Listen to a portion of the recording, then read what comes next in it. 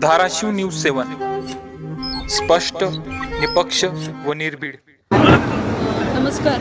आज छत्रपती शिवाजी महाराजेश्वर समाधान शिबिर पाडोळी मंडळामध्ये आपण पाडोळी येथे घेतलेले आहे. या शिबिराचा मुख्य उद्देश असा आहे की जेवढ्या काही प्रलंबित समस्या असतील, फक्त तहसील कार्यालयाच्याच नाही तर तालुका स्तरावरील सर्व विभागाच्या, ज्यामुळे वारंवार आपल्याला तालुक्याच्या कार्यालयाला यावं लागतं, तर तिथे नागरिकांना यावं लागू नये आणि मंडळ स्तरावर त्यांच्या समस्या आपल्याला सोडवायच्या या उद्देशाने एकाच छताखाली आपण तालुक्याच्या सगळ्या विभागांना एकत्रित करून आजचं शिबिर घेतलेलं आहे.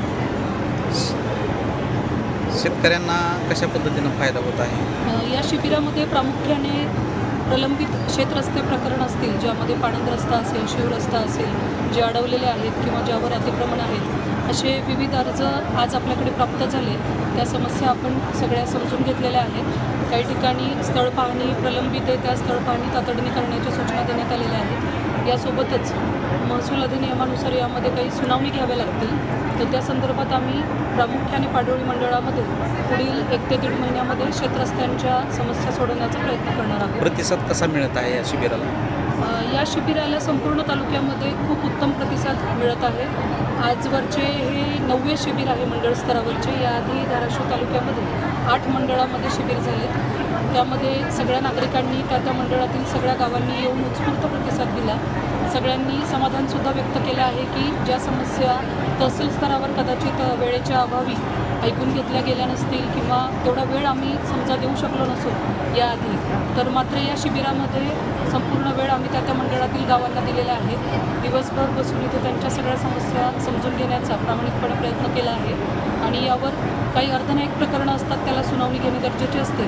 पण या व्यतिरिक्त ज्या काही समस्या असतील, रेशन कार्ड असेल, सर्टिफिकेट असेल, संजय गांधी योजना असेल, ज्यावर आपण तातडीने निपटारा करू शकतो, त्या बाबतीमध्ये सर्व संबंधित स्टाफ यांना आपण तातडीने 15 ते 20 दिवसात कार्यवाही करण्याच्या सूचना दिलेल्या आहेत. अर्धनायक प्रकरणांना थोडं सुनावणी वगैरे घेऊन त्याला थोडा वेळ लागू शकतो, पण ते पण लवकरात लवकर आपण करूया.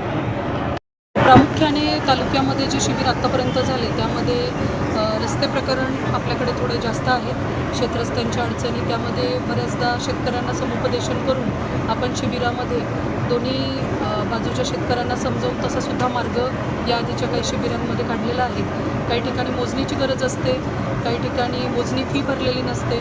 त्यासोबतच आता नवीन शासन निर्णयानुसार मात्र ज्या ठिकाणी मोफत मोजणी आहे त्या बाबतीतसुद्धा आपण भूमी अभिलेख कार्यालयाला सूचना दिल्या आहेत. प्रामुख्याने आपला उद्देश राहणार आहे की धाराशिव तालुक्यामध्ये शिवरस्त्याचे जेवढे प्रकरणं आले त्यामध्ये तातडीने भूमी अभिलेख कार्यालयाकडून मोजणी करून घेऊन शिवरस्ते मोकळे करायचे आहेत, जेणेकरून जास्तीत जास्त शेतकऱ्यांना फायदा होईल. यासोबतच माननीय महसूल मंत्री साहेबांनी जो बळीराजा पाणंद रस्ता हा शासन निर्णय आपल्याला सांगितलेला आहे, त्यानुसार सुद्धा प्रत्येक मंडळामधले तसे रस्ते निवडून त्याच्यावर पुढील कार्यवाही सुरू आहे. आज पाडोळी मंडळ स्तरावरील शिबिराच्या आयोजनासाठी सर्व पाडोळी येथील सन्माननीय लोकप्रतिनिधी आज माझ्यासोबत इथे उपस्थित आहेत. त्यांनी सगळ्यांनी अतिशय उत्साहाने या शिबिराच्या आयोजनासाठी मदत केली आहे. यासोबतच पत्रकार बंधू इथले पाडोळी सर्कलमधील, त्यासोबतच सन्माननीय नागरिक आणि इथले आमचे रास्तभाव दुकानदार असतील, BLO असतील, या सगळ्यांनी आणि विविध विभागांनी, तालुकास्तरीय विविध विभागांनी त्यांचे स्टॉल लावून याच्यामध्ये उत्स्फूर्त प्रतिसाद दर्शवला आहे. आम्ही अपेक्षा करतो की याच पद्धतीचं सहकार्य प्रशासनाला यापुढे सुद्धा